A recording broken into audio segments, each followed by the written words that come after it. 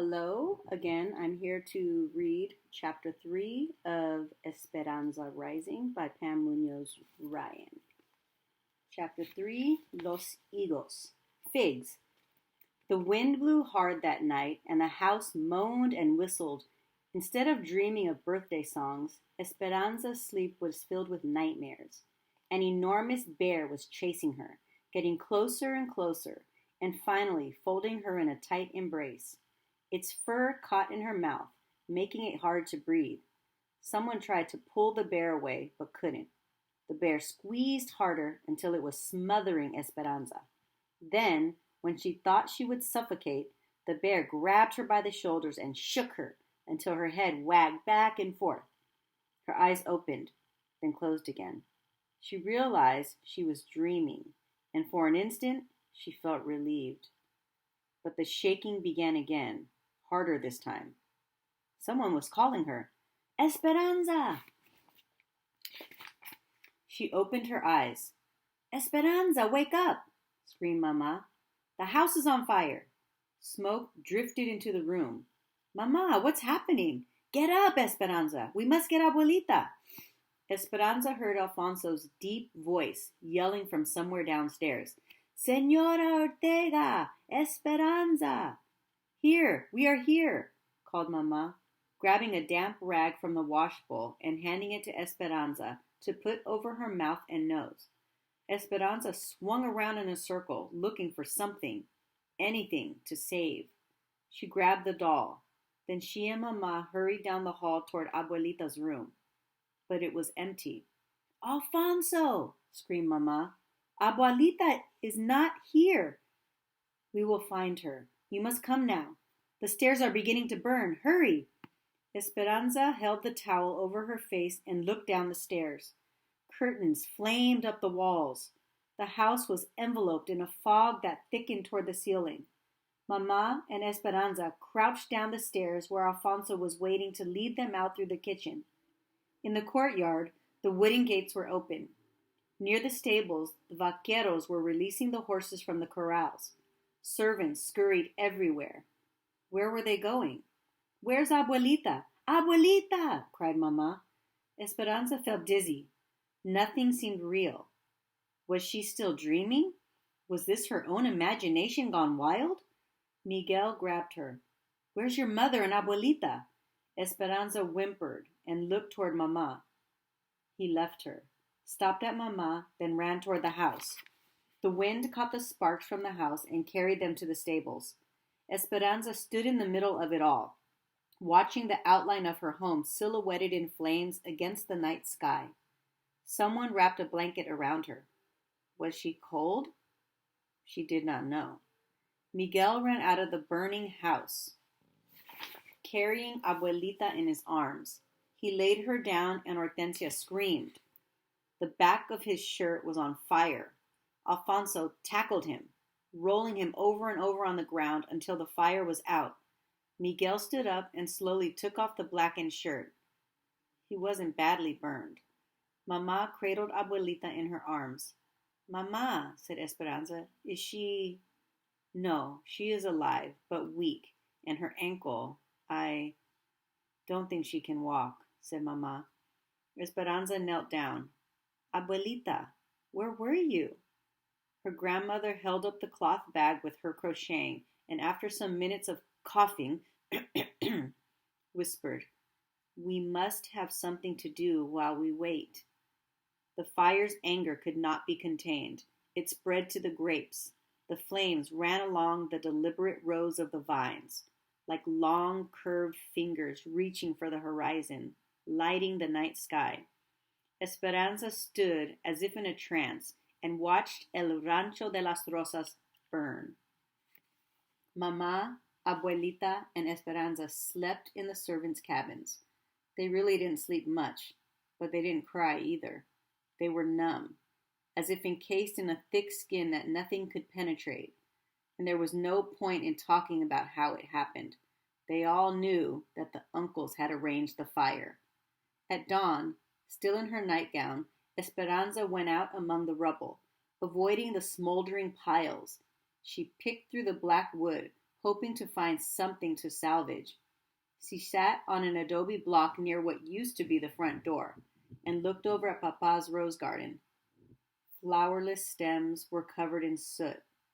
Dazed and hugging herself, Esperanza surveyed the surviving victims, the twisted forms of wrought iron chairs, unharmed cast iron skillets, and the mortars and pestles from the kitchen that were made from lava rock that refused to burn. Then she saw the remains of the trunk that used to sit at the front of her bed, the metal straps still intact. She stood up and hurried toward it, hoping for un milagro, a miracle. She looked closely, but all that remained were black cinders. There was nothing left inside for some day. Esperanza saw her uncles approaching on horseback and ran to tell the others. Mamá waited on the steps for the cabin with her arms crossed, looking like a fierce statue. Alfonso, Hortensia, and Miguel stood nearby. Ramona, said Tío Marco, remaining on his horse. Another sadness in so short a time. We are deeply sorry. I have come to give you another chance, said Tía Luis. If you reconsider my proposal, I will build a bigger, more beautiful house, and I will replant everything. Of course, if you prefer, you can live here with the servants, as long as another tragedy does not happen to their homes as well. There is no main house or fields where they can work. So you see that many people's lives and jobs depend on you, and I am sure you want the best for Esperanza, do you not?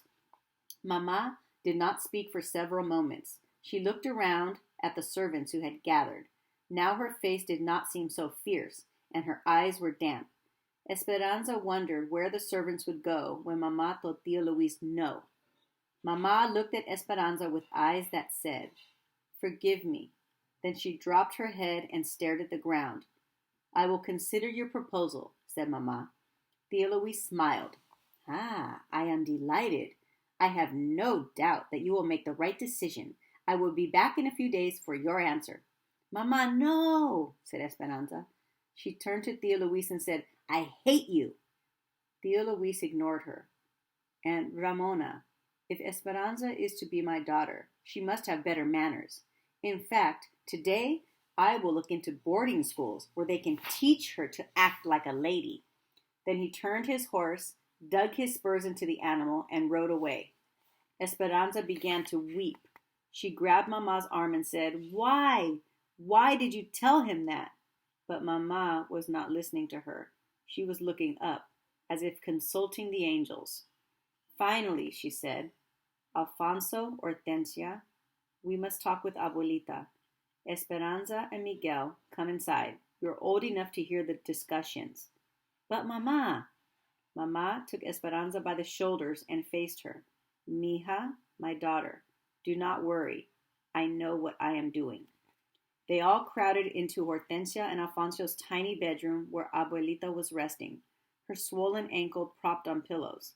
Esperanza sat on Abuelita's bed while Mamá and the others stood. "Alfonso, what are my options?" said Mamá.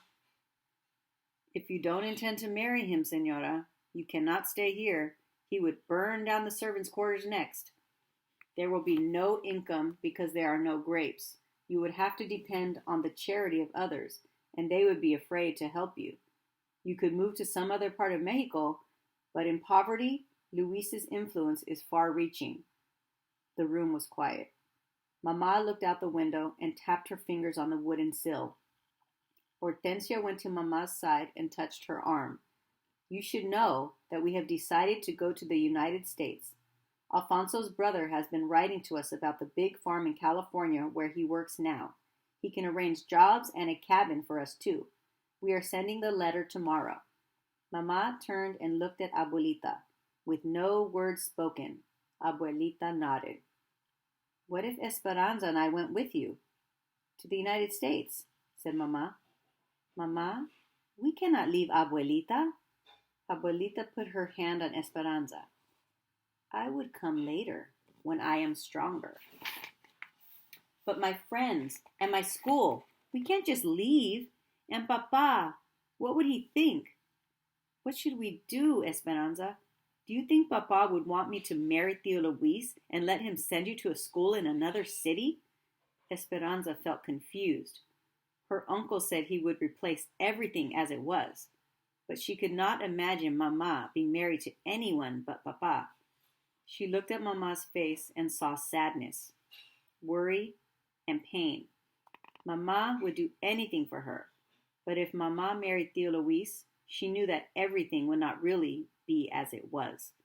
Tio Luis would send her away, and she and Mama wouldn't even be together. No, she whispered. You are sure that you want to go with us? Said Hortensia. I am sure, said Mama, her voice stronger. But crossing the border is more difficult these days. You have your papers, but ours were lost in the fire, and they forbid anyone to enter without a visa. I will arrange it, said Abuelita. My sister's in the convent. They can discreetly get you duplicates.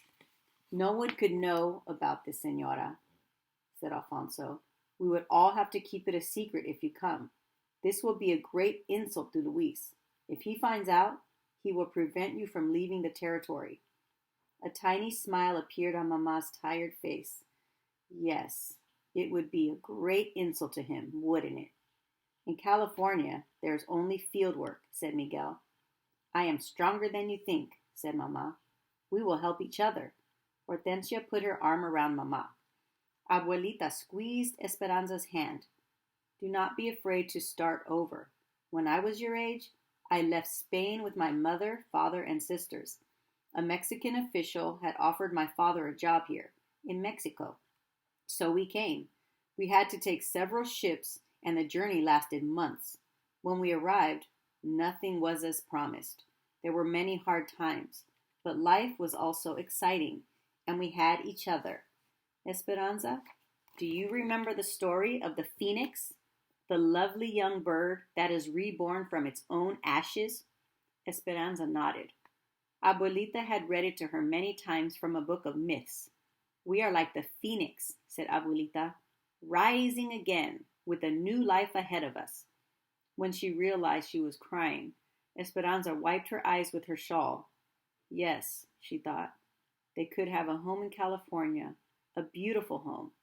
Alfonso and Hortensia and Miguel could take care of them, and they'd be rid of the uncles. And Abuelita would join them as soon as she was well. Still sniffling and caught up in their affection and strength, Esperanza said, And I could work too. They all looked at her.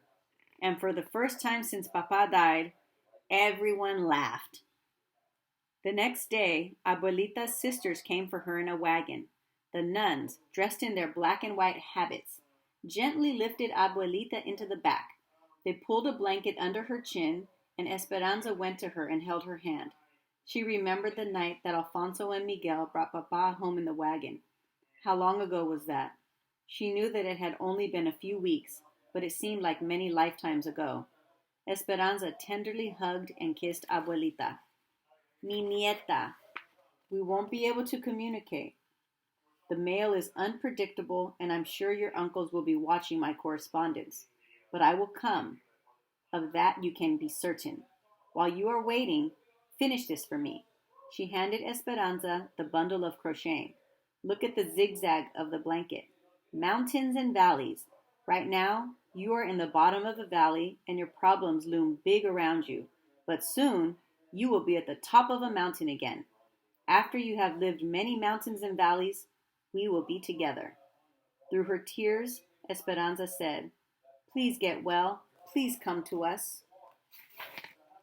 I promise. And you promise to take care of Mama for me. Next, it was Mama's turn. Esperanza could not watch. She buried her head in Hortensia's shoulder until she heard the wagon pulling away. Then she went to Mama and pulled her arms around her.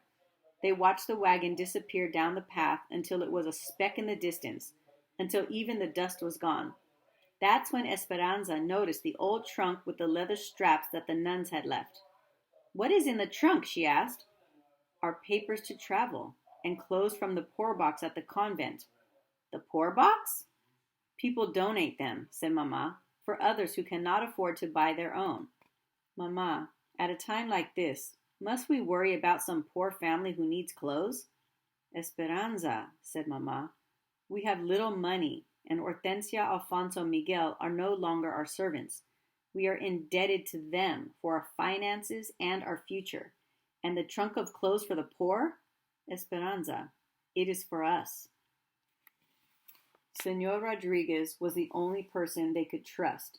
He came after dark for secret meetings, always carrying a basket of figs for the grieving family to disguise his real reason for visiting. Esperanza fell asleep each night on a blanket on the floor, listening to the adults' hushed voices and mysterious plans, and smelling the plentiful piles of white figs that she knew would never be eaten. At the end of the week, Esperanza was sitting on the small step to Hortensia and Alfonso's cabin when Tío Luis rode up. He remained on his horse and sent Alfonso to bring Mamá. In a few moments, Mamá walked toward them. Drying her hands on her apron, she held her head high and looked beautiful, even dressed in the old clothes from the poor box. Luis, I have considered your proposal, and in the interest of the servants and Esperanza, I will marry you in due time. But you must begin replanting and rebuilding immediately, as the servants need their jobs. Esperanza was quiet and stared at the dirt, hiding the smirk on her face. Tío Luis could not contain his grin. He sat up straighter. I knew you would come to your senses, Ramona. I will announce the engagement at once. Mamá nodded, almost bowing. One more thing, she said. We will need a wagon to visit Abuelita. She is at the convent in La Purísima. I must see to her every few weeks. I will send one over this afternoon, said Tío Luis, smiling. A new one. And those clothes, Ramona? They are not fitting for a woman of your stature, said Esperanza. And Esperanza looks like a waif. I will send a dressmaker next week with new fabrics. In the nicest way possible, Esperanza looked up and said, Thank you, Tío Luis. I am happy that you will be taking care of us. Yes, of course, he said, not even glancing at her. Esperanza smiled at him anyway, because she knew she would never spend a night in the same house with him, and he would never be her stepfather. She almost wished she would be able to see his face when he realized that they had escaped. He wouldn't be grinning like a proud rooster then. The night before the dressmaker was scheduled to come, Mamá woke Esperanza in the middle of the night, and they left with only what they could carry. Esperanza held a valise filled with clothes, a small package of tamales, and her doll from Papa. She and Mamá and Hortensia were wrapped in dark shawls to blend in with the night. They could not take a chance of walking on the roads, so Miguel and Alfonso led them through the grape rows, weaving across Papa's land toward the Rodriguez ranch. There was enough moonlight so that they could see the outlines of the twisted and charred trunks, the burnt-out vines rolling in parallel lines toward the mountains. It looked as if someone had taken a giant comb, dipped it in black paint, and gently swirled it across a huge canvas. They reached the fig orchard that separated Papa's land from Senor Rodriguez's. Alfonso, Hortensia, and Miguel walked ahead, but Esperanza held back and pulled on Mamã's hand to keep her there for a moment. They turned to look at what used to be El Rancho de las Rosas in the distance. Sadness and anger tangled in Esperanza's stomach as she thought of all that she was leaving her friends and her school, her life as it once was, Abuelita, and Papa. She felt as though she was leaving him too. As if reading her mind, Mamá said, Papa's heart will find us wherever we go. Then Mamá took a determined breath and headed toward the sprawling trees. Esperanza followed, but hesitant every few steps, looking back. She hated leaving, but how could she stay? With each stride, Papa's land became smaller and smaller. She hurried after Mamá, knowing that she might never come back to her home again, and her heart filled with venom for Tío Luis. When she turned around one last time, she could see nothing behind her but a trail of splattered figs she had resentfully smashed between her feet. Oh, and that is the end of chapter 3, Figs. See you next time.